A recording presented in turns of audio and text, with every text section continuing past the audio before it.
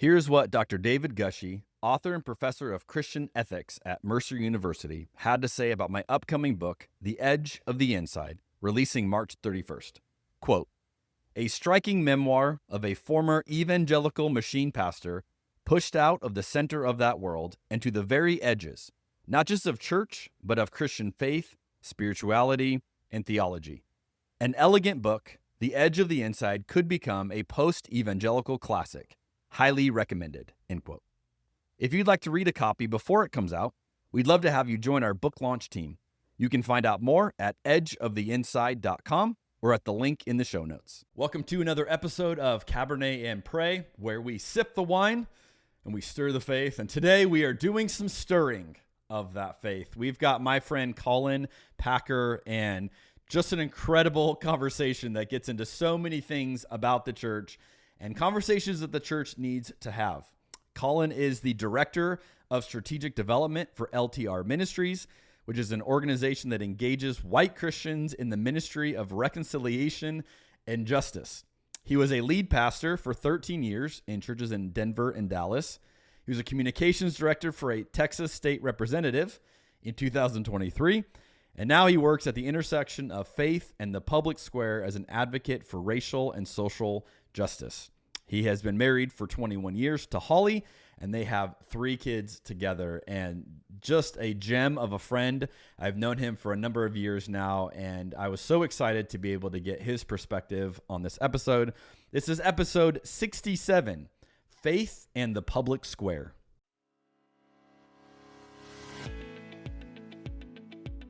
I've never shared this with anybody publicly. If this was Sports Center, that would be like such a hot take. Skip Bayless would have no idea. Stephen A. Smith would have no idea what to say if you drop that down. That is so good. The joke I always say is like, how'd you learn so much? You got to drink a lot. The power of food and beverage to lubricate an environment. Resistance to change is hurting the church. I'm not in the camp that God has a penis or a vagina or a body at all. I'm in the camp that God is a universal spirit. This is the strangest podcast that I have been on. I don't even know what to do. I'm kind of geeked up about this wine. So this is my second glass, and it delivers a little more of a punch than I expected. So if I get a little loopy, it's your fault. You told me to drink on this show. I will also say as a confession, I am a lightweight. So I've had like 3 sips of this wine and I'm already feeling it. So this is fun. You've uncovered the mystery. You've exposed the formula. You've just duct taped together a number of things that aren't normally hanging out together, and I'm here for it. We're going to sit down at a table, we're going to have a glass of wine and some food, and we're going to talk about the beauty of Jesus. Thanks for what you're doing with this podcast and for the creative way you're doing it and the beautiful, positive spirit in which you're doing it. I really appreciate this venue, what you're doing. It is fun, and yet you dig into the deep stuff. I've heard about your podcast for a long time, and I love that you're a pastor and that you explore the world of faith through wine. That's very unique. I never thought of church history in terms of wine drinkers. I love this question. Really got my mind rolling. You had me with herbaceous notes, I want you to know. I'm ready to just stay here and live in the wine tour. I will never forget the first time I bought a bottle of wine by myself, which was yesterday. If you're familiar with drunk history, I thought it's like drunk theology. So I got a little spicy there. It's the peach wine. Apparently the wine is, here we are. Queer we are. Beer we are. No, it's wine, Jeremy. By the way, drinking this Pinot Grigio at 3 o'clock in the afternoon is making me even more direct in my communication than I normally would be. I know why you have your guests drink wine. It makes sense now. Yeah, I get it. A little bit of liquid courage to really unleash the beast. I think you've got a good podcast. So throw in the wine bit in there. That's nice, doesn't it? Cabernet and Pray, yeah. Well, when I asked today's guest what he wanted to get out of the episode, he wrote this, and I quote, "I just want an opportunity to give people an alternative vision of how Christians can navigate the shitstorm in our country and provide a winsome public witness of Jesus' vision for the common good." Welcome to the podcast, Collin. Man, the shitstorm is going, isn't it? I felt like it was an appropriate word to introduce the episode. Sorry, Mom, but we'll make this work. We talk about real things on this podcast, Collin, so we're allowed to use language. So you We're might not in need our to- old worlds, are we? You might need to tell your mom, hey, maybe skip this one. Well, before we get into our conversation today, let's talk about what we're drinking. So there we go. There's our transition. I'm switching it up today, Collin. I normally have, I want to say bougie wine, but I normally have a pretty nice bottle of something that, I'm a member of something or I have some connection. Not today. Today we are going Trader Joe's. This is not $2 Chuck. I want to let that be known. Okay. But all right. here's the story. My wife was at Trader Joe's the other day, and this is Trader Joe's Reserve line.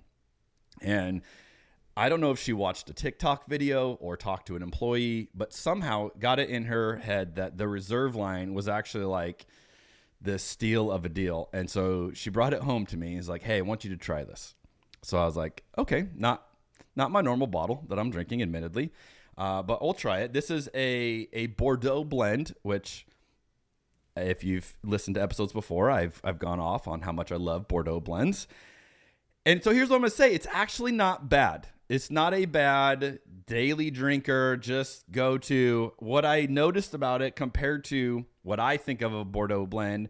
It doesn't have the minerality to it that I really enjoy, some of those tertiary notes. And it doesn't have the finish. It's not like this big, robust finish like, oh, that thing just sits in your mouth and, wow, lingers. Doesn't have that. Just kind of just is done once you're sipping it. But I think there's a place for all things, Collin. So I'm rocking the Trader Joe's 2023 Medoc Grand Vin de Bordeaux Reserve. Not $2 Chuck, friends. The Reserve line. So, hey, if you're looking for a daily drinker, I think this is like $10. I mean, it's not $2, $10. Not too. Not too bad. So that's what I've got. What are you drinking today? So I have Grape Creek Vineyards. This is a Texas wine. Some don't know that exists, but I come from Texas. This is the Originalist. It's a 2021, and it's a red blend. So we got our Texas red blend that we're going to enjoy. I'm actually a member of this club. It's one of our favorite places to get away to in Fredericksburg, Texas. And so, but I think this is my first time with the Originalist. So I'm looking forward to this. Okay. So we got to see your reaction. What do you think? I like it. Fruit forward. That's what I'm tasting here. Raspberry, cherries, something like that. Okay. So I'm trying to move forward in this wine journey, and so you were helping me. Your podcast, theology is great, right? But the wine is where it's at. So thanks for. Is it a screw top or is it a cork? The $10. It was a cork. Okay. It was a cork. All right, they are moving up. I like that. Which is truly surprising because I feel like more and more of the world's going to the screw top. So to have Trader Joe's holding out, and I don't know, it's been a while since I've had $2 Chuck, so I don't know if that's a screw top. I would imagine, but maybe they're making it elegant across the board with the corks. I don't know. Well, hey, hopefully if you're able to enjoy a glass with us, you've got something fun as well. I know many of you listen to episodes while you're working out or you have some activity you're doing, so that's great. We're happy that you're listening to us as well. But if you are able to enjoy a glass, I think it makes the episode better. It certainly makes it better to record it. So that's what we're doing.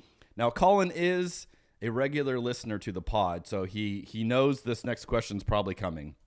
Although I didn't give him all the questions. But Collin, for people who want to know, you and I have been friends for a while, so this isn't the first time you and I have talked, and we'll get into a little bit of that. But just for people to kind of get a feeling of your background, a bit of your story, I like to ask the opening question. But you look at your faith journey the last 10 years, there's been some major shifts for you in that time. One of them in particular I do want to follow up and talk about, which you can probably guess. But talk us a little bit about that. Talk to us. What is the last 10 years in your faith? How has that changed for you?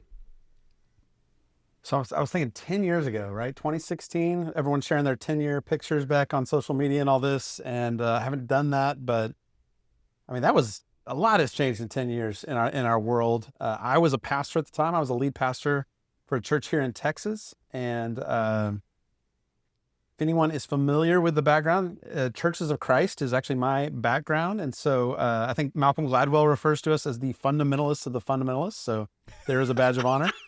quite a title. But yeah, that's right. So I am no longer in that role anymore. In 2021, I moved out of full-time ministry. It was an evolving theology journey for me. It was definitely a switch of calling from that church in a suburban white context to really a calling toward racial and social justice work. It's been a journey when it comes to all kinds of things that we can get into today. But yeah, I'm no longer in a church. I'm meeting in a home with a faith community in the area. About half of our church is LGBTQ community. It is a far cry from the world I grew up in. And the church your old world would be so disappointed in you. Oh, they are. Oh, I can't. Mom, again, don't watch the show. Yeah. But no, I'm glad to be where I'm at. I'm grateful for the relationships that emerged. I wouldn't trade it. But it is different than 10 years ago for sure. So you and I connected, as I recall, and we'll see what you can recall. I remember, I think I had maybe shared my blog post about why I was leaving in 2020 or something is kind of how I remember it, that I had shared like, hey, I'm stepping away from this. And as I recall it, you reached out to me and we had met like in passing years before that. So we knew of each other, but we didn't really know each other. And I remember you saying like, wow, just read what you wrote and like, hey, thanks for doing what you're doing. And then you said, I'm feeling something similar in my own story. And I remember that, I think you were one of the first people, when you go through something like that and you feel like your world is falling apart. And I think a lot of, especially listeners to this pod, have had that feeling, right? Of like, I was in a faith community, everything made sense, my beliefs made sense, and then you changed your mind, or you saw something, or something changed, and you're like, I can't go back, and then it just kind of unravels, and then you feel like, well, I got nothing to offer. You were one of like the early like encouragements to me of like, maybe this story that has been like debilitating to me can actually offer some hope to other people who are going through it. So I'd love to hear from your point of view. Like, I know my journey. What was your journey like? I have to imagine it had a similar level of pain, confusion, and all that. And I think, again, a lot of people, especially listening to this podcast, can relate with that. Love to hear that. What transitioned from you saying, I want to be a lead pastor to I don't want to be a lead pastor and becoming the version of you are today? Yeah. Yeah, you were the trailblazer out west, right? So I remember exactly where I was when I made that call. Our family was on a national parks trip. We were near Yellowstone National Park. I can remember exactly where we were that morning before we went into the park. It was 2020, and I didn't know how much longer I was going to last. And this was before George Floyd and a sermon I preached after that really was speaking of shitstorms, even more that came. And so, yeah, you were somebody I reached out to that I just thought, okay, this is a path I'm probably on. It was more out of pastoral concern of just like a friend, somebody that I respected that I know is walking through a hard time. And so why not reach out and just make sure things are good? But I also wondered what I might learn through that, if there were connections. You made a connection with a friend out of the LA area that was such a help to me as well, that opened up new networks of people. But yeah, it's probably about a year after that I began a conversation with my elders at the church. There was tension around some of the racial justice work that I'd done, city of Dallas and so forth. And so it was becoming clear that I was either going to be asked to lower my voice, and there is a calling for some to do that long, hard work in a church context. But for me, it was really a season that needed more louder voices, especially white leaders, to speak up about the racial reckoning that was happening and not hold our voices back or filter it. And so I went to the elders and I said, it's time to transition. I had no idea what was next. But you convinced me something would pop up. I mean, it worked for Jeremy. Everything must be perfect in his life, right? It'll work for me. Look at me, I'm thriving. Thanks for being that example.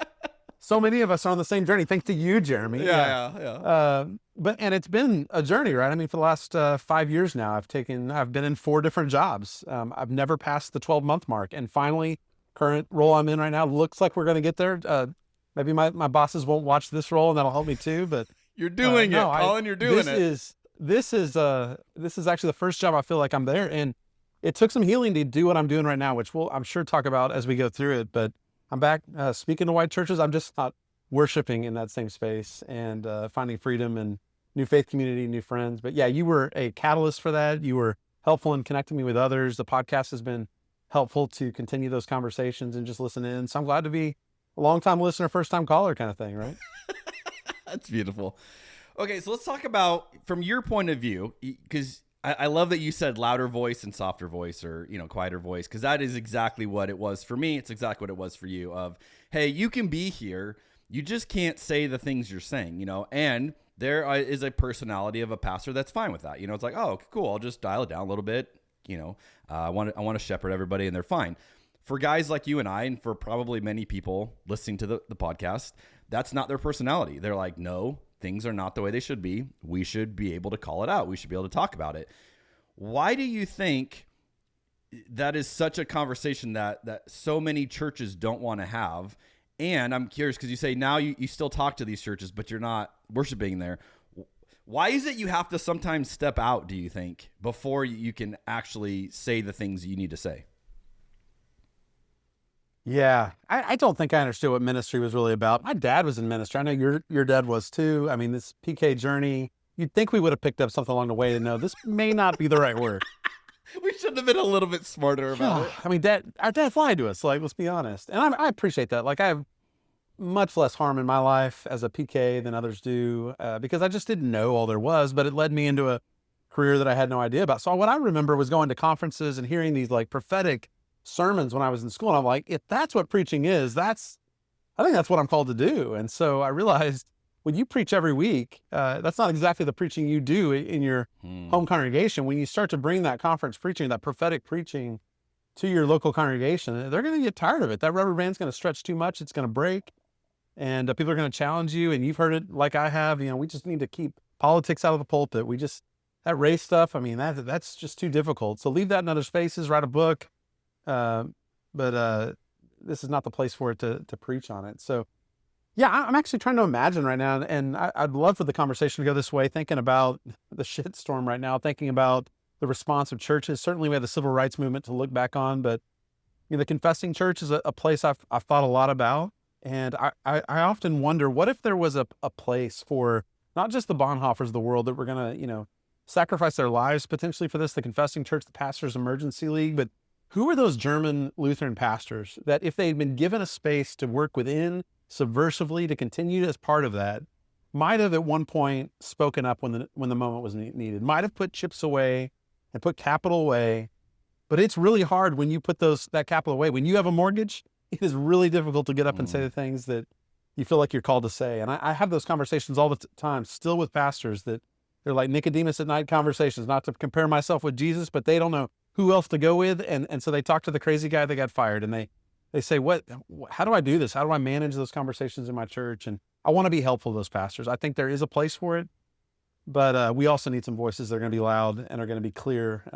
And I'm hoping I'm one of those voices that's helpful to others in this journey, just as you have been as well, Jeremy. That's good, Collin.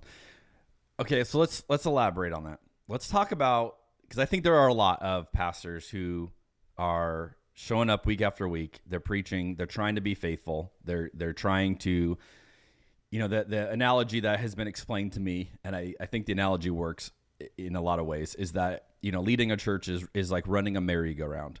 You got to spin the merry-go-round, but you have to do it at the right speed. If you go too fast, you fling everybody off. If you go too slow, it's not a fun experience for anybody. So that's the speed, and, to which I said, well, then I'm the guy that runs that thing way too fast, cannot slow it down, and I'm just launching people, all over the place, which I think maybe some people that have attended a church that I led would be like, yeah, that's exactly what it felt like. You launched us all over the place. Yeah. So that's where I realized, I don't want to be the guy running the merry-go-round, right? That's not for me. But you're bringing up, I think, a hopeful possibility that maybe there are those people who are running that could be reached, could be partnered with, could be empowered to maybe speed it up a little bit, or say, hey, there's a moment. The thing that I wrestle with, and I'm curious if you have any hot take on this, when you look at this regime right now, this presidency, and literally the daily onslaught we get of what's going to be added today. And as of this recording, the latest was, our sitting president posting a photo of the previous administration, the Obamas, him and his wife, their faces on a picture of monkeys, which if you Google that, the research or the history of that is an incredibly blatant racist. I mean, there's no way you can defend that and go, oh, it's just a joke. Like it's a racist joke. Like and he knows exactly what he's doing. And so I'm looking at that, and the thought I had today is like you can't defend that.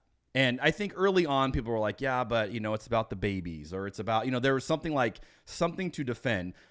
I think we're at a point now where I would look at someone and go, I don't think you can in good conscience defend any of this. The only thing you can really do is choose silence, right? Is to say, I'm just going to avoid it.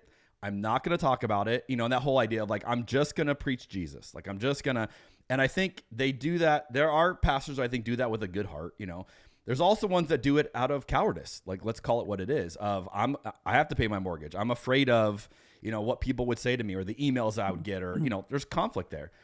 But as we talk about this, because there's a ton of pastors there, there's a ton of churches there. Probably a lot of our listeners attend a church like that, where they're like kind of wishing, could we say more? Could we do more?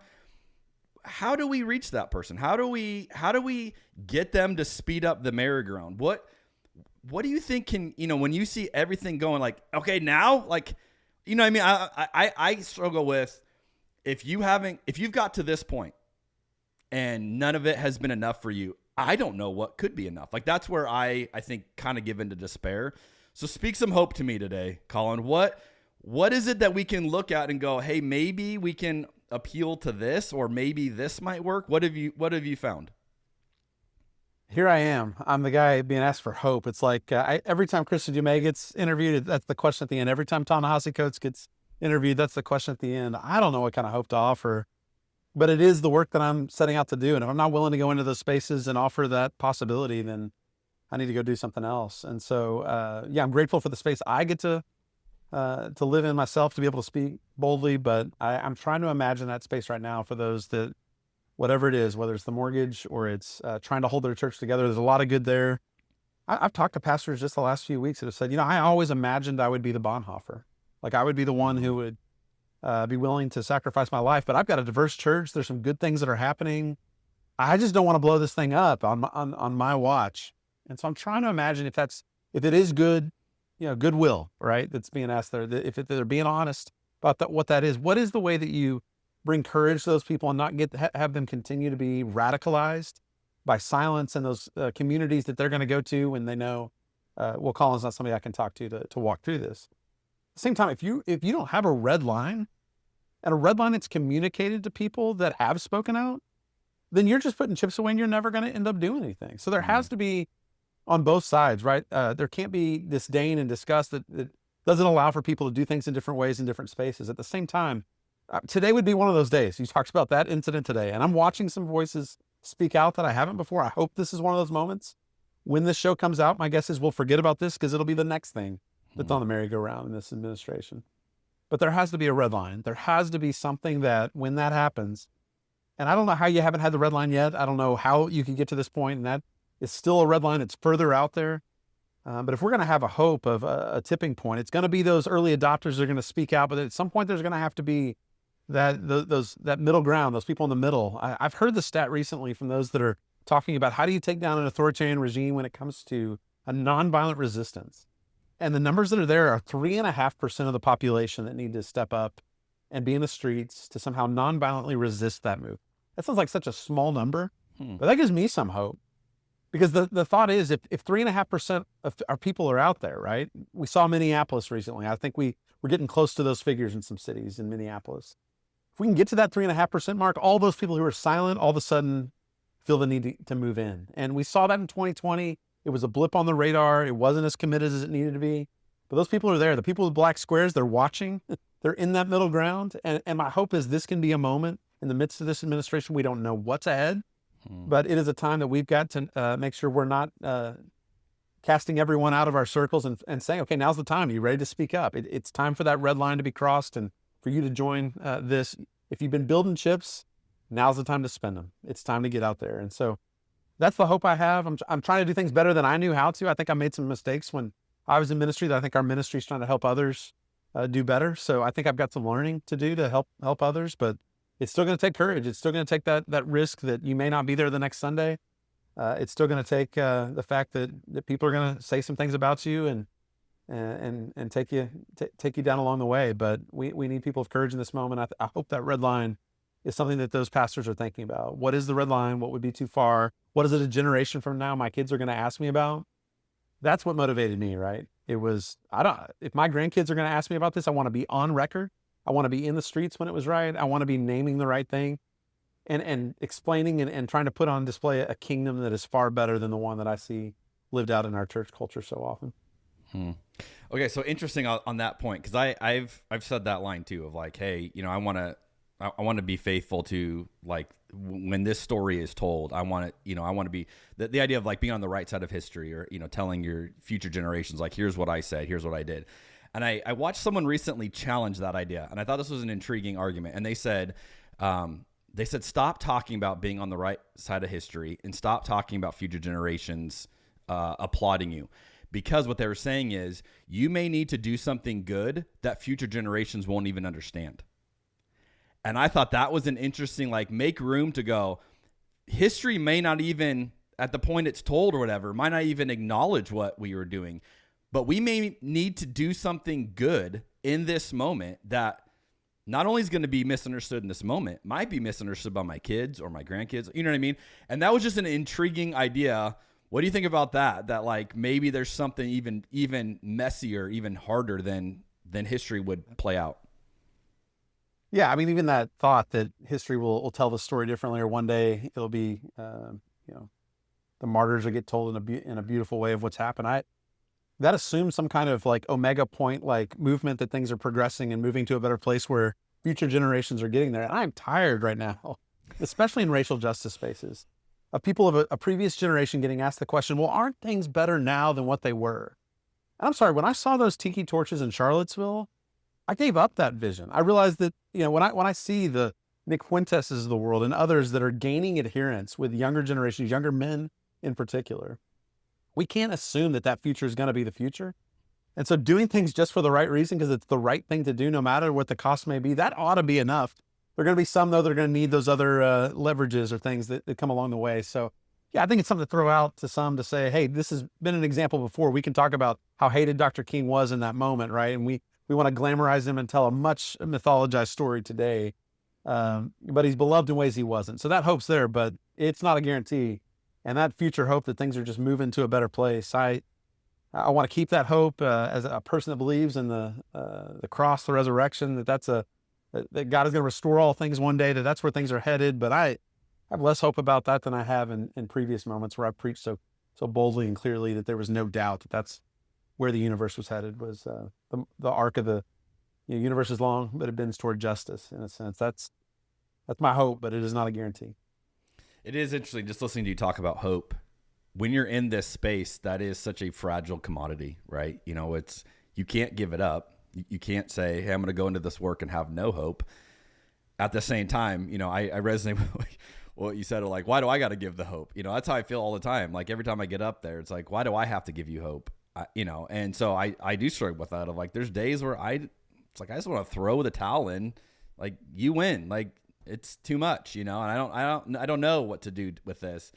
And then yet, you know, you go, well, if I'm going to follow this Jesus guy, that's not one of my options. I got to keep going. And, you know, for anyone who's only audio only on this, I'm wearing my Portland Resist shirt in honor of this conversation today, which I think, shout out to all my Oregon peeps, but I love the frog resistance image. I think is so beautiful of, we're going to keep showing up. We're going to do it nonviolently. We're going to do it creatively, right? We're going to make your violent fascist regime look silly because we're going to resist you in a Portland or a frog suit, you know? And I love everything about that. And I think, to me, this is like a reminder of, like, I mean, it's just a simple icon, like, show up, like, be the frog, keep going, like, keep dreaming. And if we do have the Holy Spirit, should we not have an infinite well of creativity to draw from, that every moment the Holy Spirit can guide us into some new alternative, right? Not because we're brilliant or we're going to solve it, but because we're tapping into something greater than us. So that's the hope I have. And it's helpful to have other people who are in this work and go, let's talk about hope together. what I think would be fun is to talk about, so you are the Strategic Development Director of LTR Ministries, which sounds very official these days. So good job on that. I hope you make it a year, because that sounds cool. And I was looking through the website, and there's an explanation on the name. And so it says, we believe conversations are the first step in a journey of reconciliation. Therefore, let's talk. That's the L and the T. Then it says next is the R, which we believe can stand for several things. And then there's 4 things mentioned on the website, 4 R's. And I thought these would be fun just to go through each of these, and let's talk about how you see this playing out in the world right now. So the first one is, let's talk race. We believe that we have to talk about race. We need to have conversations about the spiritual, historical, and societal impacts of race and racism in America. What do you think? Yeah, this was like the last thing we wanted to talk about in the church setting I was in. So it is a new world, but we're trying to go into, our ministry is actually designed to talk to white Christians in particular. And that's because so many of our friends of color, 2020, racial reckoning, all, on and on, we can go back to decades, but they're tired of it having to be the ones that are always educating us, right? So they're saying, look, there are books out there, there are documentaries. You can do this work. You don't have to depend on us and the secondary trauma that always comes as you ask the questions that you do. So we are trying to take on that trauma for them. We're trying to have those hard conversations, maybe be somebody that's white talking to other white Christians in particular, that they know there's questions they shouldn't ask other spaces, but maybe this is at least the right place. And that's on the way to the multiracial conversations that need to take place. So we want people to have conversations with their black and brown neighbors that they've never talked to. They think they're best friends. They use that as a talking line all the time. Well, my best friend is so-and-so. Well, you may think they're a friend, but if you've never talked about race with your friend of color, there's a good chance that you think this relationship's deeper than it is for them. They don't feel like that's a safe place maybe they can go with you. And so we're trying to prepare the conversation, maybe open people's eyes in a way, provide lenses. And that's what that history, the theology and the sociology, those 3 lenses are trying to help white people see what we're so often blind to. In my experience, I grew up in a predominantly white church. I grew up in a private Christian school, what I sometimes refer to as a segregated academy, because it started with intention in a particular era in Dallas when integration was taking place. And my dad went there the generation before me, and there I am. Well, that shaped the way I saw history. That shaped the way that I saw the Bible, right, in the fundamentalist group that we were in. And so I was blind to so much until I finally was in my 30s, and it was a mentor of mine, Dr.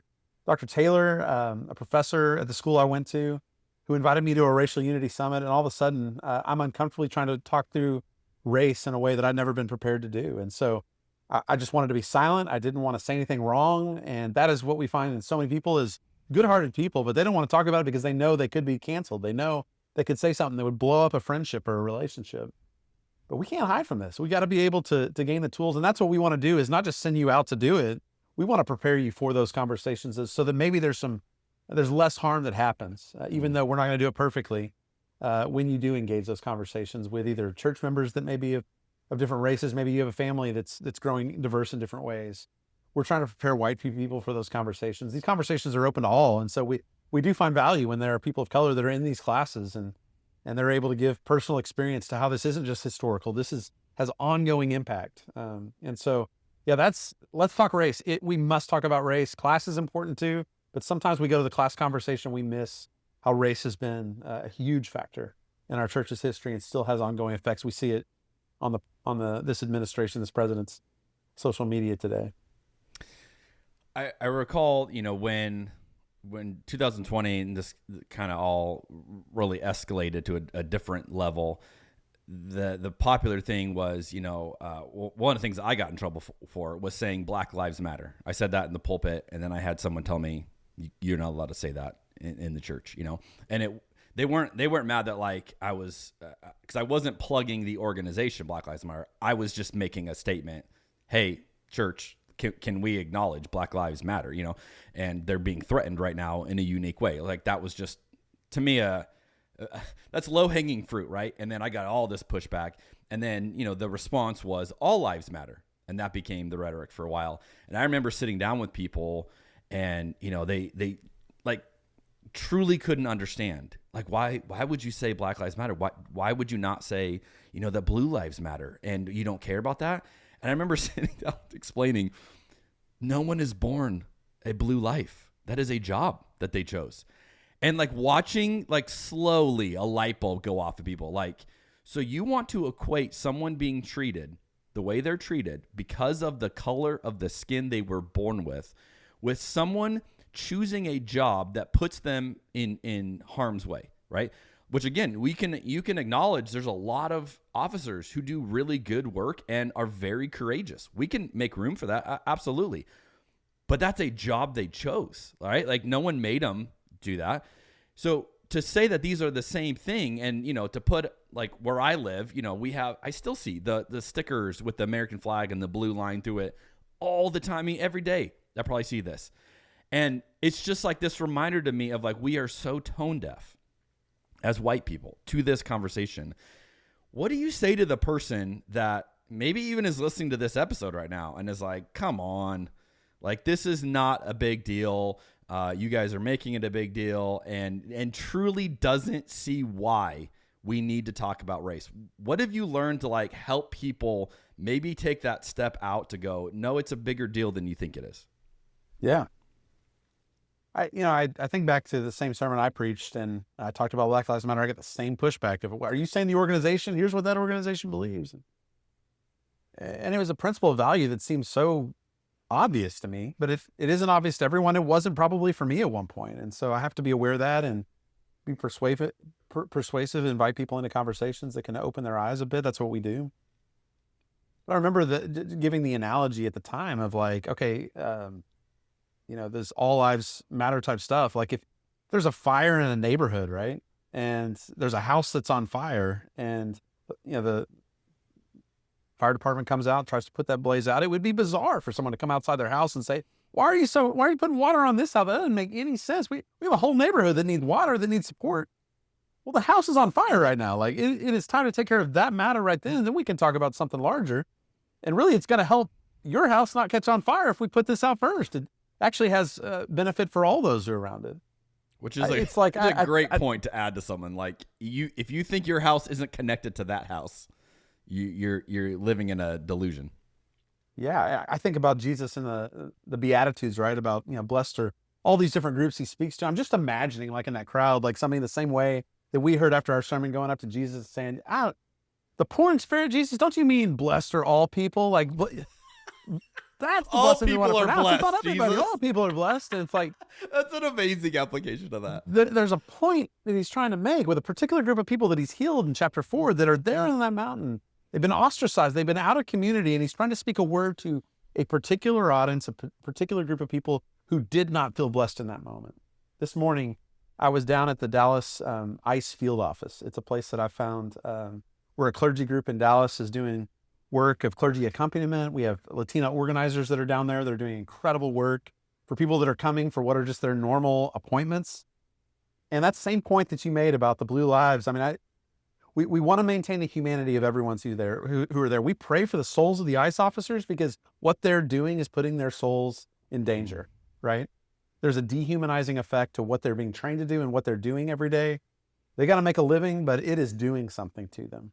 And it's important for us to speak about that, but not dehumanize. We want to keep that in mind. But we are there first and foremost for our migrant friends who are coming to that detention center who don't know what they're about to encounter. I prayed with somebody just this morning that was just terrified. They just needed a word of comfort in the midst of going in. And I'm not praying for outcomes. I've learned long enough that you don't pray for outcomes and know what's going to happen. This is out of our control, but praying that God would be with them and that the presence of God would be with them as they go in, as they think, if I could just say the right phrase, then maybe they'll let me out this time. And then the family members that are going to be devastated 2 hours later, we know because more and more people are detained.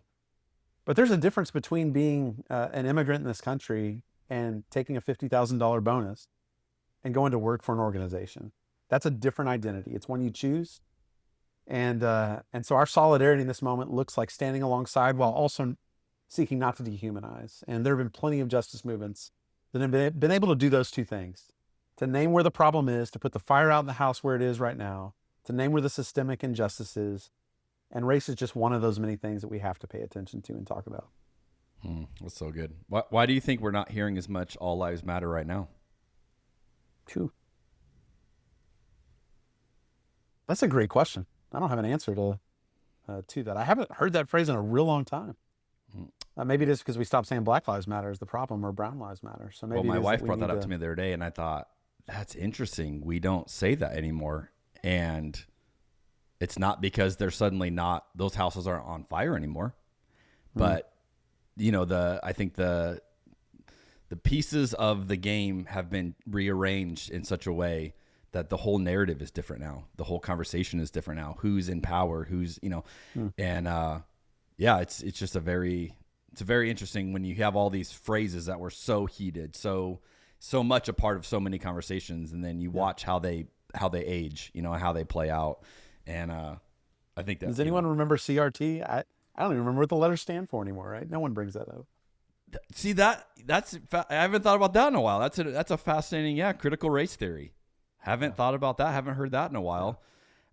Because my knee-jerk reaction is these conversations have been squashed at a major, you know, like upper level. We're not talking about them. And we've literally watched, you know, the Trump administration like remove these talking points, remove these conversations, remove so much literally of, you know, they're trying to remove the history. The history's there, but like the record of the histories, you know, in these different ways of like, no, we're not talking about that. That's not a thing anymore.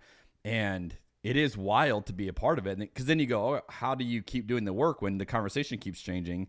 And now, you know, you got to meet people where they are and what they understand. But man, is it funky right now. All right. So that was the first R. Second R, let's talk real. We know that these conversations are going to be hard. They are going to get real, and they are going to challenge all of us. And Collin, we both know from personal experience, the church is not great at this, at having real conversations. How do we talk real conversations? Yeah, when I look back on the sermons I preached, like I was trained, right? Newspaper in one hand, Bible in the other. But man, that newspaper went away a lot more than just the Bible that I was trying to, you know, pick up and exegete and bring something of meaning to people. You know, we're inviting people to have real conversations in this space. We're trying to create the kind of safety that they can talk about that. We talk in our curriculum about that shame is not a helpful place to go in this conversation. We realize that you're not somebody who probably owned slaves, but that doesn't mean that we're not responsible for the impacts that have happened. And so we don't traffic in shame and guilt as the primary thing. There is that sense of godly sorrow that leads to repentance that I think Paul has something helpful there that he's pointing us to that we're trying to lean into. But we can't get real if shame is the place where people go. We just developed our second class, which is a Latin American class, which the timing couldn't be any better. And we're walking through in 3 weeks the history of colonialization of Latin America, the history of immigration law and what led to our current moment, the cycles that are there, and then the ongoing effects that are there in the Latina community. And Dr. Robert Chow Romero, who's a professor at UCLA, has helped us develop this curriculum, written a great book called Brown Church, or The Brown Church, and it is just wonderful. It's speaking to the beauty of liberation theology and Mission Integral and these theological frameworks that I wish I'd gotten a lot sooner because it would have been helpful for what I was trying to do. But there's this richness to the church in Latin America that I wasn't taught because it was mostly white professors and mostly white textbooks that we were reading from. And but when we get to the end of like 15 minutes of just this is what happened to these indigenous cultures, this is what happened, the only place people know how to go is to that kind of shame piece. And right now we're trying to think through, like in that curriculum, like how do we help people make a transition from that into, there are these beautiful things the church has done. Every time white supremacy does its worst, the church has done beautiful things in response. And often it's immigrant churches. Often it's Black churches that have done this incredible work in the midst of Jim Crow and so forth. We need to look to them in this moment. We look back to Nazi Germany. We look to the confessing church. I mentioned that earlier. We've got our own example in the American church of the civil rights movement and the Black church in that moment that we don't have to skip over that on the way to Germany. We've got examples in our own culture that we can look back to. And so, but moving people to seeing the positive examples, you got to tell the truth, and that's real. But you got to get people past their shame to where they can actually kind of grapple with and tell the truth we talk also about the good bad binary. That in our culture, if you're racist is bad, obviously, and not being racist is good. And so we're careful not to say anything that would lead people to think that we're racist, which leads us to not having real conversations and just kind of not talking about it altogether. Because if we were to somehow let something out or put a video on our social media feed like we saw today, then everyone will know the truth about us. And so let's just not talk about it because it's difficult, it's hard, and let's keep the peace as if peace is just the absence of conflict and we can ignore it. That's a luxury that we have as people of privilege to be able to ignore conversations. So what we're asking people to do is to have real conversations, to dig into the truth of things, to speak to the truth of it, to admit what's going on inside of us and that anger is often the response. And how do we move that from spiritual formation into from a moral outrage to what Gregory Boyles talked about as moral compass, right? That leads us to not react, but to respond out of the sense of the Jesus story and what we've committed our lives to. So that's the kind of real conversation we're trying to grapple with. And that good, bad binary keeps us from getting to hard conversations because we don't want to slip up and be told that we're racist. And we'll do anything to make sure that everyone knows we're not that. When the truth is, we've grown up in an incredibly racist culture. There are things we are blind to. There's systemic realities that are at play. And I like to just start in that place that I am still a racist, right? I don't want that to be the case, but there are things I'm still learning when I'm at the tent at the ice field office of things that I say that I've not yet picked up on. And the only way we make that better and make that a safer place is not me running away from those conversations. It's me humbly admitting I don't yet know what it is. I've learned a lot about African-American journey. I'm just now learning about the Latin American experience in Texas, where that's the majority of the population in Dallas that's growing. So we have to model that real conversation. We have to create the kind of safety for that kind of conversation, but we're pushing everyone on these calls to not just sit back and learn and make this a theoretical exercise, but to actually engage in real conversation. And the only way that can happen is if on the backside, our facilitators are ensuring that it is the kind of safe place where grace is a part of these conversations, and you're not going to be canceled if you ask the hard questions you have or slip up along the way. Man, that's good. That good bad binary. That's a word for someone today. And I just was listening to you. I'm like, what if churches were known for that? Like, what if churches were known like, oh, that's where you're going to have real conversation? Like, wouldn't that be so rad if that was the collective reputation of a local church community? Yeah. Like, if you want to have meaningful, real conversations, that's where they're going to take place. And so I would just encourage like anybody listening to this, if you are involved in a church, you have any leadership, any influence, like what an invitation to bring that real conversation there.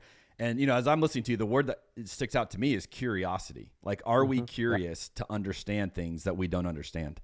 And sadly, many of us aren't. It's like, oh, I know what I know and I'm fine with that, versus, hey, as I hear your story, there's things I don't understand in that, and so like letting that create a curiosity to find out more. Like, hey, why did you have that reaction? Why do you think that? Why are you valuing something differently than I'm valuing something? All of those curiosity points are what leads to a really good, healthy conversation. So, man, that's so good. All right, third one. Let's talk reconciliation. We were given the ministry of reconciliation. This is the charge to the church, and we are challenged to understand what this means. Got a little bit of a churchy word there. How do we talk about reconciliation? And we use that word reconciliation because it shows up in the scriptures. And that's helpful to some people.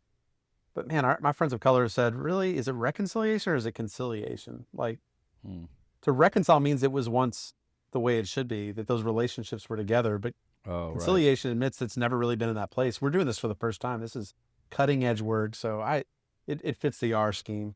But the reality is... we don't have a C in there, guys. Come on. It's R's. Only R's. That's right. We know how that is as preachers, alliteration. But yeah, reconciliation is difficult. We think about forgiveness, and those are different things, right? I mean, like, sometimes we run away from forgiveness because we misunderstand what it is. And we think that forgiveness is that we somehow ignore what took place, right? I mean, both of us can talk about harm we've experienced at the church, and it's not going to be helpful for us to be able to walk to a healthier place if we can't admit, hey, there's been some things that have happened to us. It's just, it's ungodly. It's unbelievable. There are people who would claim the name of Christ that would treat us and say the things that they've said. So we don't hide from those things. We admit the truth of what's happened. Doesn't mean things that go back to trust automatically, right? I mean, just because we take a class and we go talk with our Black friend down the road or Latino friend down the road doesn't mean that they have to trust us fully. That is going to be a process. If we've ever harmed someone in our marriage or in relationships, we know that can be slow going. If we rush it, that's not going to be enough. So those are forgiveness conversations. Reconciliation, though, moves us into, let's talk about more R words, right? It's going to talk about repair. It's going to talk about repentance. It's going to be changing our minds, changing our behaviors, but it's also going to mean that something has to be repaired when there has been systemic injustice. That word reparation, that can be such a polarizing word. It's a vital conversation when it comes to these matters in our city. In the city of Dallas, if you were to divide the city by I-30 kind of being the dividing line north and south, similar geography in the north as in the south in terms of area, surface area. But get this, 85% of the tax base, of the tax that comes in is on the north side of I-30 in Dallas. That has to beg some questions about some things that have taken place that need repairing. That's environmental factors that have been the result of that. That's highways that have divided communities, that they've been dispersed. It's gentrification that's taking place in our cities. It's COVID health outcomes that we saw the same areas that were redlined in the 1930s and 40s, where they couldn't get investment because the home loan corporation wouldn't allow loans to go to places that were redlined. The same stats were there when it came to COVID, disparate impacts. There is a 26-year age difference of life expectancy for men in a certain zip code that is 2 miles away from another zip code in the city of Dallas. Like, that's wild. Anyone who cares, right, ought to be asking questions about why is that the case. It's not because a culture is less able to live longer. There are systemic factors that are at play there. There's economic disparity that's at play. There's education. There's policing that shows up different in communities. I mean, right now, the largest detention facility that's being considered to be placed in the United States in the midst of this expanding access is going to be is looked at right now in Hutchins, Texas, southern Dallas County. Frisco is on the north side. That's where the Star is. That's where the Cowboys have their practices. That's where Jerry Jones has his developments on the north side of the city. Go Cowboys! But man, it's a conflict when I see these realities, right? I live in a neighborhood that he developed on the north side in Allen, in Dallas. Nobody's thinking about a warehouse in Frisco to put those people. They're going to put that on the south side of the city because that's where we built warehouses. They're going to peel the roof off. They're going to put cages in there. We're doing our best to see that doesn't happen in this place. The same thing's happening across the country. And so when you hear those realities, it's not enough to just say, would you forgive me for this? Forgiveness needs to be a part of this conversation, confession, repentance, but it's got to move past that. And so reconciliation is about learning. It's about growing in our awareness. It's about building deeper relationships and lament.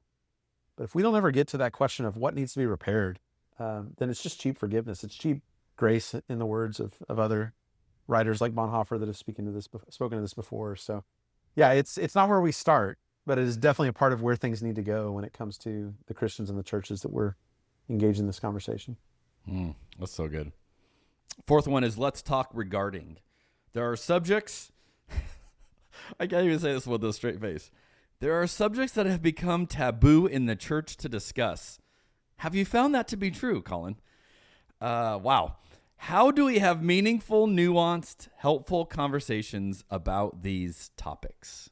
Have you found that there's taboo subjects to discuss in the church? Yeah, race wasn't the only issue I had when I was in a local church context, that's for sure, right? I mean, on and on we could talk about the different topics, and we're open to that maybe there's a day where this moves beyond let's talk race conversation. I think taboos are there when we can't speak about something. It means it has like a power that we don't recognize. There's an idolatry most often there, that if we can't speak about something, it has us in ways we don't even recognize.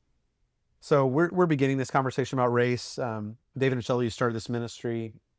Park, their son Jeremiah, they adopted. He was African American, and that opened their eyes to so much that they had not seen before about how do you raise a young black man in America. And so they had conversations with all their friends, just trying to find out, like, how do we raise him in a way that's going to make sure that he's safe? Because if we don't have certain conversations about the police or about any number of things, then we're not doing our job as parents. And so it was that journey that led them to see more. And that's true about race, but the same kind of curiosity that we spoke about earlier needs to be engaged on a whole matter of topics. So yeah, we're open to what that might lead us into expansion, but no, the church is not the best place so often to have these real reconciliatory, conversations that get us into a lot of different topics. So that's what your podcast is really all about, right? Is it's trying to speak to matters, and wine helps with it, right? That we'll see where I get as I pour another glass, but you've been there in the bar or in the wine bar where conversations just come in a way that they can't on Sunday morning. And my best conversations when it came to ministry were going to happen around a bottle of wine. And we're trying to do the same thing. Our faith community is centered around a table. The meal is centered in what we do. We share bread and wine around that table as well. It's not a worship experience that we center ourselves in. And that has just transformed the way that these people who've been, traumatized by the exclusion in certain segments, or just not being accepted for whatever reason it is, or a family member that's a loved one that they're trying to support, they can't get full support. Coming to our community and being around a table and being able to tell those stories has been vital to the kind of community we're trying to build. So I applaud you and what you're trying to do. I hope to make one of these trips down the line. If we can get another whiskey or wine trip down the way, I'll bring some people, but that's where it happens. And I think all of us know that, right? A Bible class on Sunday morning, a small group, it's going to be a hard place unless you've nurtured just kind of out of the ordinary skills to be able to have those conversations. And probably along the way, you've made some mistakes and had to repair some things as well. And that's not a problem. It should be something we expect in Christian community that's committed to each other. So yeah, regarding, we'll see where that takes us, but I've certainly experienced that taboo. I'm glad to be in freer spaces where those conversations are happening much more. And you just summed up so much of the work I'm doing today, so much of my own journey. I think there are guys like you and I, and girls too, but that go into the church thinking this will be the place where you can have these real conversations, and with the best of intentions, right? And then when you discover in a lot of church settings you can't have these conversations, then you have that choice, right? Is you lower your voice, lower your volume, or you go somewhere else. And I'm thankful today I have found there are still churches that are willing to have these conversations, not as many as I like, or would love to see more of them, trying to create more of this to be normative for churches of like, hey, you can talk about some of these taboo things. But I think part of it is you have to create spaces like these. This is why I love the podcasting format, right? It's like, this is not a Sunday morning service. There is no elder board over this. These are just conversations we're having, and we're going to go wherever the conversation goes. And because of that, I want to this is not you as the strategic development director. This is you as my friend Collin. I want you just to speak for a moment, because there is an issue that has been near and dear to both of us, that not directly with the work you're doing, but I know led to some of your story. I think you would say you've changed your mind on LGBTQ inclusion. I have as well. We both came from a different world, a different understanding, and at some point realized, hey, the way the church is handling this isn't right. And then we both found out the hard way, this is very taboo. You are not allowed to, there's like this one, and then if you change your view on hell, are the two that will get you booted out of Christian communities faster than anything else. And, to this day, I have many people who I think are convinced I'm not a Christian because of my view on those two things, right? And it's like, okay, that's fine, but that's just showing you how taboo this is. Just speak for a moment. Why is the gay community and all that has been done to them, why is that so taboo, and how do you see churches making more space for that? Yeah.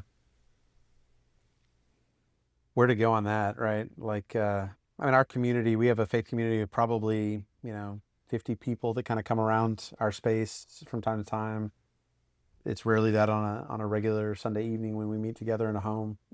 But about half of that community is the LGBTQ community. We've had 4 weddings in the last 6 months.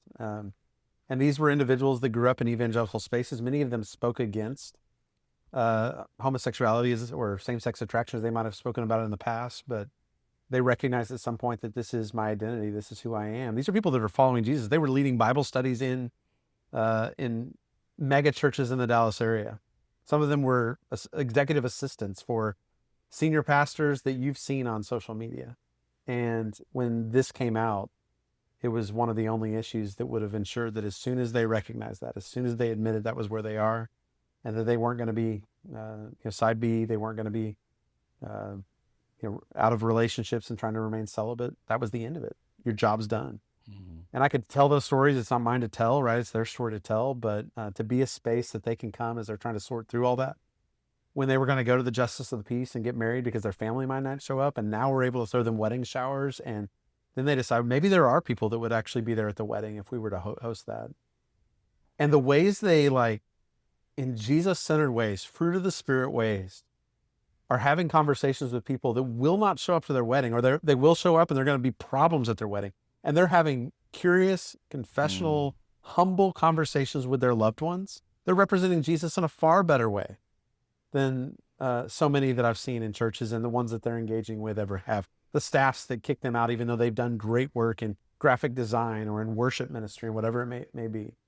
So to watch these people and to see the fruit of the Spirit in their lives, I don't know. I think segregation was a way for us to not encounter people of different races, so that we didn't have to admit the Spirit of God was within them and that they were good people, and that our stereotypes don't stand in the end. And the same thing is true when it comes to sectarianism in churches. I grew up in quite a sectarian movement.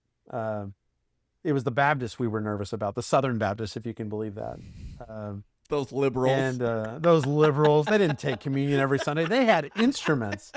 Churches of Christ didn't even have instruments. And oh my gosh, we can go on and on about that. That's another world. But like the segregation of that, the prevention of relationships, deep relationships, where you encounter people who actually look more like Jesus, have the Spirit of God, they have humility in ways that you don't see with people that want to talk all day about those 6 verses in the Bible, that must be enough, while there's thousands of verses about poverty and wealth and what Sodom's really about, right? As Ezekiel tells us, like, we could get into each of those verses, but ultimately, like, how do you deny the Spirit of God that you see in an individual, where you see the fruit of the Spirit of these people that are trying to love their Christian neighbors in ways that they shouldn't have to. They shouldn't have to walk back in and to seek forgiveness with people that have kicked them out of their jobs. But they've found a space in our faith community and in a collective of churches that I'm a part of, that has been a great gift to me to imagine what could be next. And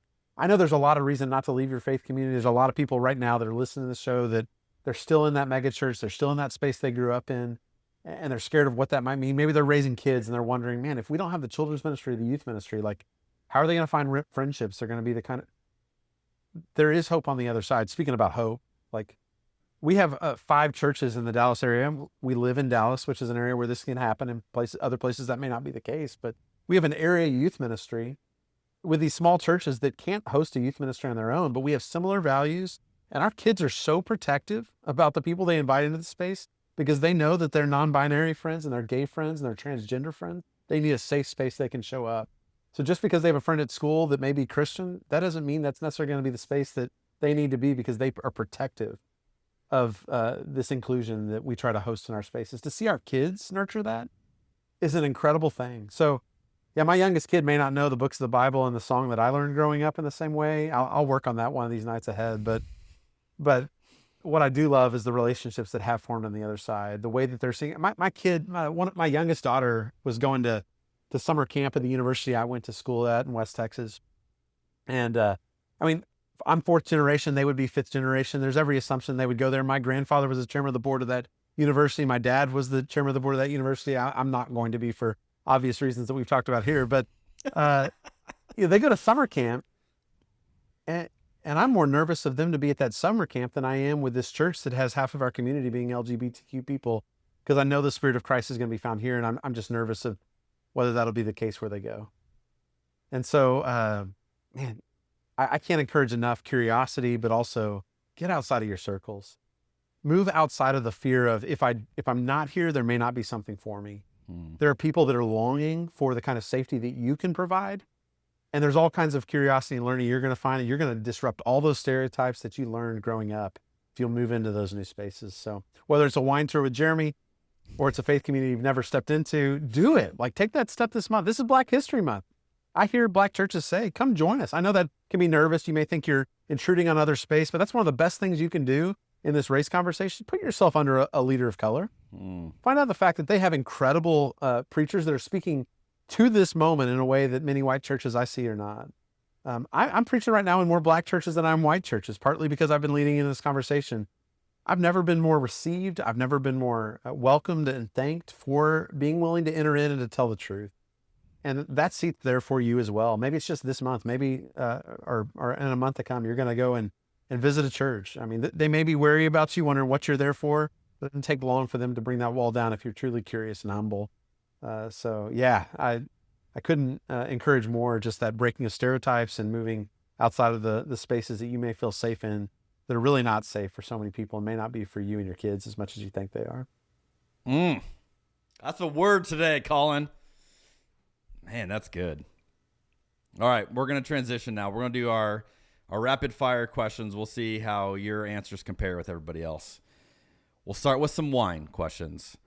If I had to ask you, best glass of wine you've ever had in your life, is there a story that comes to your mind? What was the bottle? What was the setting? Who are you with? What's the best glass of wine you've ever had? Yeah. This took some time to get to. I was in a teetotaler family growing up. Like, this was not my world. And gratefully, that is a different story today. But I can tell you exactly where it was. It was in Northern California. It was a resort setting. It was at Cordoval Resort, just south of San Jose. We were with some friends that we developed close relationship with. And we got a bottle of wine on the patio that night. We had just deep conversation, beautiful setting. We weren't in Texas, which means, of course, it's more beautiful than where we are with the concrete jungle all around us. I don't know why we're there. Every time we travel, we're like, why do we live here? We have a calling here, I guess. But I remember that it was a Camus Cabernet Sauvignon 2020 bottle. Every time I go to a restaurant today, more expensive than I want to buy every time I'm there. But if it's an anniversary, if it's when maybe I'm at a grocery store and I find that bottle for a little less than I might find it at a restaurant, I'm going to pick up that bottle. It has meaning every time we open that cork, my wife and me, these friends, just because of what that conversation became, because we had a bottle of wine, a great meal with us. I'll never forget that moment. That's my favorite bottle of wine. It's what I always go back to. Even though there's probably greater bottles out there, I need to get out. I need to go on one of your tours and learn a lot more than what I have. But yeah, that's the bottle I look for anytime I get my hands on it, because it takes me back to that moment. Love that. All right. Which member of church history would you trust to pick out a bottle of wine for you? And which member of church history would you not trust? Oh, man. So many places you can go, right? So my wife and I, we had our 20th anniversary a couple years ago when the Olympics was in Paris. It was a trip of a lifetime. We got to go to the women's gymnastics final on that trip. But part of that trip, we got to do a champagne wine tour. And the only place that really should be calling it champagne, I find out, right in that area of France that we were in. And so we went on this wine tour and we got to tour this church, and I had no idea the history of it, but Dom Perignon, I found out the history. I saw the grave of where he was buried. This is this French friar, right, who was part of making wine better in France. All right, this is lighter wine. This is sparkling wine. This is champagne. But Dom Perignon's my guy, right? I'll never forget that trip. Like but I remember this is a good pick. I remember the picture. I remember he's a Benedictine, and what could be better than that? Revolutionized winemaking. So he's the guy that I'm gonna pick in church history. That's a solid pick, Collin. For it, yeah. Okay, who do you not trust to pick out a bottle for you? All right, so I've been getting into this wine game a little bit more. We're in a wine club for the first time, so I've been trying to kind of understand better the history. And so I obviously, one of the things that stood in the way, probably shaped the movement I grew up in, this teetotaling movement, was people trying to get rid of alcohol altogether in the early 20th century. And there's a woman that I need to educate your crowd about. Her name is Carrie Nation. Some called her Mother Nation for the charity and religious work she did. So she was definitely a person of faith. But her nickname was Hatchet Granny. I love this story. So during the American temperance movement, she attacked alcohol serving establishments with a hatchet. Like, I think I grew up with this woman in my church, right? And her fight against alcohol went from simple protest to greeting bartenders with pointed remarks like, "Good morning, destroyer of men's souls." Like, that is great. With a hatchet in her hand. With a hatchet in her hand. She would smash liquor bottles in saloons, no fear. So anyway, in fact, she described herself this way. She said, "A bulldog running along at the feet of Jesus, barking at what he doesn't like." That's how she wanted to be described. So, yeah, Hatchet Granny. I mean, these might be two of the best answers we've ever got to this question, Collin. So you've done your research. That's incredible. That's remarkable. Well done. Well done on that. Okay, what's something you used to believe that it turned out later you were wrong about? All right, so we haven't gotten to this conversation at all today, so it may take a little setup. But last year I did a fellowship in public witness. And so that's the question of like, how do we bring our faith to the public square? Part of my background was lead pastor. I also worked in the Texas State House for a state representative as a communications director 2 sessions ago, which, talk about a shitstorm. That was something. But it was in blending those two worlds and trying to bring that together that I realized, like, I have a history that's really interesting in the movement I grew up in, the seminary I was trained in. There's a history that I actually, for 12 years, I did not vote, not out of apathy, but out of like a theological conviction. Like, it was kind of that apolitical, almost more Anabaptist kind of view of things. There's a guy named David Lipscomb in my faith tradition that after the Civil War, he wrote a book called Civil Government. He said, look, Christians shouldn't serve in the military. They shouldn't be a magistrate or work in political office. They shouldn't even vote because that's actually wrong. And so I think it was actually it's easy as a preacher to do that, right? Like, why? I mean, you have to explain why you didn't vote because that's like something you're supposed to do, of course, as a preacher and a Christian or whatever. But like, I was at least able to be that neutral space, which Jamar Tisby's been so helpful to say, hey, like, justice takes a side. That's been a learning for me because in ministry, I was taught so often to like never take a side, right? Mm-hmm.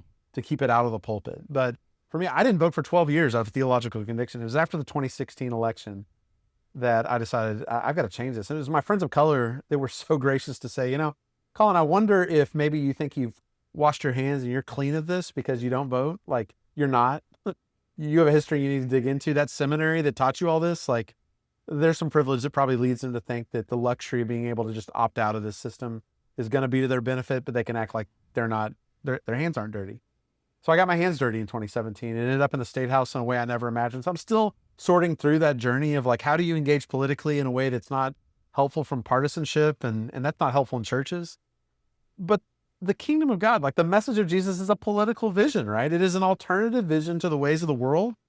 The titles that Jesus bore, you know, of Lord and Savior and euangelion, the gospel, these are all political terms, ecclesia, right? And so I'm moving more into that world while trying not to be taken hostage by the empire that we live within. That takes some moral resistance, but that has changed completely over the last decade for me. I didn't vote in the 2016 election, and then I worked in the Texas State House for a state representative. So yeah, it's been a journey, but I'm not where I was. Man, so many people can connect on different parts of that journey of yours. So I think that's super interesting.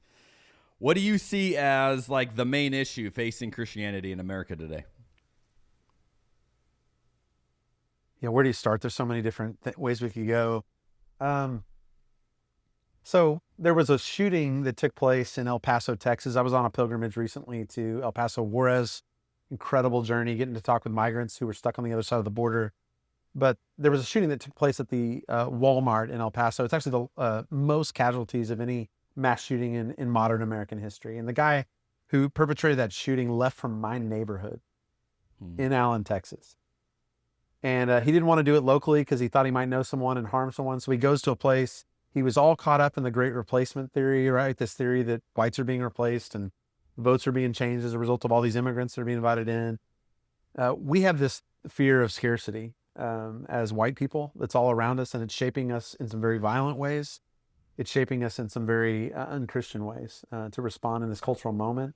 A lot of it has to do with masculinity as well. Like, I've got a son that I know if he gets in the wrong corner of the internet, it can be pretty quick of him getting radicalized in ways that we never would have imagined. And so trying to raise kids in this moment, trying to imagine the partners that our kids might have down the road and what they're being shaped by right now. And so I've got a question about like young men right now. I talked about tiki torches earlier in Charlottesville, how this isn't just changing. This is not just a generational problem of like, we're a generation away of Jim Crow people dying and then we'll be in this haven. We know that that's not where things are necessarily going. And so trying to solve that question of white Christianity, of masculinity and how that works itself out. We're working on that in our ministry. I don't have all the answers right now, but I think it's a problem that needs to be solved. Right now, Texas has moved over that majority-minority divide. And so white people are no longer the majority in our state. That's often the case in cities in ways that isn't in rural places, but that's not the case all over the country, and it's coming. Like 2050, I think, is the date that or 2040, 50, somewhere in that range, we're going to see that flip. And we know what happens when there's progress, right? We saw it in 2020. There's that backlash, or that white lash, some have called it. And we're seeing that right now. There's a fear, there's a scarcity, there's a threat. And great replacement theory is creating some very violent moments right now. It's happened in our own county as a result of that theory itself. And so as much as there's spaces I don't want to go into, there are places that I have access to. That's what my friends of color said to me in 2020 was, okay, what's my work to do as a white guy in this work of racial justice? They said, as much as you want to come down here in the city of Dallas and do your work, please join us when the moment's right. Don't feel like you have to take the microphone from us because we've been here a lot longer than you have. Yeah. And I'm learning to do that. But they said, don't leave the boardrooms you're in. Don't leave the country club spaces that you might have access to. Don't leave the elder rooms that you're in. And it took a moment for me to kind of step out of that because I was bringing only anger and frustration into those spaces. But 3-4 years later, I feel like I'm at a place where I can enter back into those spaces. And so that's what I'm being asked to do by others that I'm in close proximity and relationship with. And so I want to lean into those problems. What does it look like for us to create a healthier alternative as we increase in minority status and maybe lose some of the privileges that have been there? But it is not persecution when you lose privilege. But sometimes we feel like it is. And so Richard Rohr, I'm going back to some of his work early on and kind of Wild Man, some of Adam's Return, some of those books about, and I'm wondering what would it look like to create the kind of retreat experience for young men where dads could bring their sons along and delve into some of the 5 things that he leans into. It's not about you, you're going to die. Some of those values. I'm just curious about what that would look like to kind of create that kind of space. And as much as the dads may be bringing the sons, I think we need the dads to go through that just as much. So that's one of the problems I'm trying to solve. That's good. What's something blowing your mind right now? What are you learning? Blowing my mind. You ask the greatest questions. They open up all kinds of things, right? Oh, shucks. What's blowing my mind? Today, it is it's the video that was shared by our president. Yeah. And every day it's something new, right? And I spoke earlier to the Hutchins Detention Center. Let me just say a word more about that. 80,000 beds is the goal that Homeland Security has said they need to increase. Right now in Dallas, what is holding up more detentions of our immigrant neighbors as they change the rules? They're coming for their green card appointments that they've been coming to for years. We've changed the rules. It's like in Texas, it wasn't the people crossed the border initially, the border crossed them, right? That's the history we're trying to tell in the Latin American story. Same thing's true when it comes to immigrants and asylum seekers. Yeah, of course there are people that have come here in ways they shouldn't have, or were against the law, against civil problems, not criminal problems if we look at the letter of the law. But so many of these people, they're here and they're doing things the right way as we've termed it. We want to talk about criminality. 62% of the people that have been detained at the Dallas field office have no criminal record in their background. That is not the bill of goods we were sold that many of the people we know voted for, right? That information has to get out there. But there's a 9,500 person detention center that is waiting to be, built here in Dallas. That blows my mind. And even those in the administration have said, we want to do this like Amazon has done packages. That is the level of dehumanization. We want to be able to move people there. And I'll tell you, right next to that property that we found out where that is, 1 million square foot property that they probably have already bought. They're on their way to it. They're able to hide this in ways that other groups can't because they're Department of Defense and this sort of thing. There's a railroad track that goes to Mexico, and it's cargo only. But I wonder, is that what the plan is, right? Just as the concentration camps and putting people on trains to go to their death, is that the deportation plan that may be ahead of us? And so the bottleneck right now for them in terms of detaining people is they don't have enough beds or spaces. We in Dallas are trying to figure out a way that doesn't happen here on our watch. And there are other cities that are doing the same thing. So my mind's blown by the level of dehumanization, the silence of churches in this moment. But we need solutions. We need people that are willing to be courageous and step into it. And so we're trying to do that. And I'm blown away by the people who are doing that, right? I mean, some of these Latino organizers, they've admitted that they're dreamers. They're people that are at risk more than the white clergy that are showing up. But they're willing to do that. And if they're willing to do that, who are we to say that we live too far from it or maybe we're at risk? This is the time to step up. And I'm being blown away by the people who are doing that right now. They're going to trainings. They're being activated. It gives me hope to see that. So that's the good part that's blowing my mind in the midst of the videos that are blowing my mind in a completely different way. I love that. What's something you're excited about right now? I'm excited about the Latin American class that we're launching right now. Dr. Romero is a gift to help us kind of construct this. But right now, it was in 2020 that we launched these classes, the Beginner's Guide to Conversations About Race. In the second class is when COVID came down. The third class is when George Floyd was murdered. There were 19 classes of white Christians that came around the dinner table from David and Shelley, our executive directors. We're just imagining, I mean, the timing's just right for all that we've developed over this last year for churches. And I'm thinking about churches that have Hispanic congregations that they have not thought through a safety plan for what they're going to do if ICE shows up at their doorstep. They have to be thinking through that. I'm thinking about the microaggressions they experience on an everyday basis when they're setting up church for third service, while the white people are leaving from first and second in churches. Like, it is incumbent on us, if we're going to have minority churches, immigrant churches that are meeting in our spaces or in our communities, to find out what we can do to make sure they're supported. I had a conversation just this last week with a Muslim that serves on a board in our community, a woman that I've gotten to know well, that's a friend. And she's saying, look, for us to ask the question about how we can make sure that our undocumented members may be safe and how they can be safe in our building, to ask that question to law enforcement is to put a target on our back. And that is something that white people can do. We can ask those questions without putting a target on others' backs and relay that information and stand in solidarity. And so I'm excited about this class. I'm excited for those who are going to take it. It'll be a hard lift for us to walk through it, but it just seems like the perfect timing for churches that are leaning into this conversation, especially in Texas and places like where you're living, Jeremy, in the South, where we're dealing with this border conversation that's been with us forever. We need new solutions, and I'm excited about the possibility of churches and Christians that'll be willing to lean into the conversation with us. That's so good. All right, Collin, we've talked about a lot of things today. I'm amazed how much we've actually got to. Is there anything we haven't talked about that you're like, look, we can't close this episode till I get this in? All right, so I don't have a book to promote, right? But you do.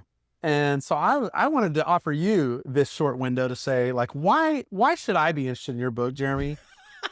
Like, when I could turn around and interview you, like, what is it that you would want to share that may not be your elevator pitch, but something interesting that you're thinking about that's going to get out there that you can't wait to get out there? I want to know, because I'm ready to buy this book and get the conversation started in my community. Wow. Well, thank you for that. So I got a text yesterday from someone who's on our launch team and read an early copy of the book. And he said to me, I'm paraphrasing, but basically he said most books in this nature, like kind of the deconstruction kind of conversation, end with the conclusion of just burn it all down, right? He's like, there's very few voices like yours that are offering a different way forward. And I thought that was such a cool, like, from his point, like that was what his takeaway was, right? And one of the weird things about creating anything, right, is you make something that you believe in it, you know what it means to you, but you have no idea what it will mean to other people. And when other people engage in it, what is their reaction? What does it do to them? Writing a book is certainly like that, right? It's like you put it into it, but I have no idea what this book does to others. So when other people say, wow, this is giving me hope for a space I didn't have hope for, that was really cool to me. Of like, I think we, the idea is narrow framing, where you say, this is my only option, or this is my only option. It's like either burn it all down or go with the church as it is. I don't think those are our two options. I think we need to have a different imagination of how we have these kind of conversations, how we make space for these things, how we bring the best of all these different expressions of church today, both within the institutional church, within the deconstructing community, and create something new moving forward. That's what I'm really excited about. And so I hope that this book, we've been talking about hope in this conversation. Yeah. My hope is that this gives people a little bit of that sense of like, oh, there's hard stuff to do and we have the ability to do it. And the ability isn't because we won't talk about it. This is why I love so much of what you're working on. The solution is not burying our head in the sand and hoping it goes away. The solution is leaning into it, embracing it, and figuring out a new way forward. And so that's really what I hope the book is for people, of like, hey, you can navigate all these conversations and still love Jesus and still have community and still figure out what does it mean. How do you better love your neighbor? Like, all of it's still possible. I just think we need a better imagination for it. I love it. I'm living that possibility. Like, it is possible. There is a community that can be developed. And there are people that are waiting on you to probably gather people around your table. And so can't wait to read the book. Can't wait for our community to get to engage the ideas you bring in. And I'm glad you'll have a better answer for me about hope. It sounds like you've got something hopeful on the horizon. Well, I've depleted all mine into the book. That's why I needed you to give me some more today, because I emptied it all into the book. That's all I had. Well, Collin, dude, this has been just such a good conversation. I'm grateful to have known you over the years, to have walked vicariously through some of your journey with you. You are someone who embodies what it means to have values and then to live those values, right? Even when it costs you, even when you know this is going to be painful. I met you in a season when you were the lead pastor and you knew something really difficult was coming, and you did it, and you walked that road. And to even have, heard you talk about the 4 jobs and the 4 different years and how the turmoil of that, like so many people, especially listeners of this podcast, know that feeling of, that's in the last 6 years for me of like, what the hell am I doing now? Right. But you have just modeled it. You've been faithful in it. And to see you thrive today, to see you doing what you're doing today and the conversations you're having, man, it is so encouraging to be a part of it. And I am cheering for you. I've been cheering for you. I'm Team Collin for sure. And I just want to say thank you for taking the time to come on the episode today and sharing what I think are some really profound, beautiful insights that a lot of people are going to be blessed by. Well, thanks for having the same courage, being a trailblazer ahead. And you've been such a gift to me on my journey. And every episode I look forward to finding out who it is you're introducing us to next in the book. And there's a community that's developing. And so we need to get together in person. Let's figure out a way to do it on the road. Let's do it. On that note, friends, hopefully you've got a ton from this conversation, lots to think about and process, and do it with a great glass of wine, and it makes everything better. But we'll see you on the next episode of Cabernet and Pray.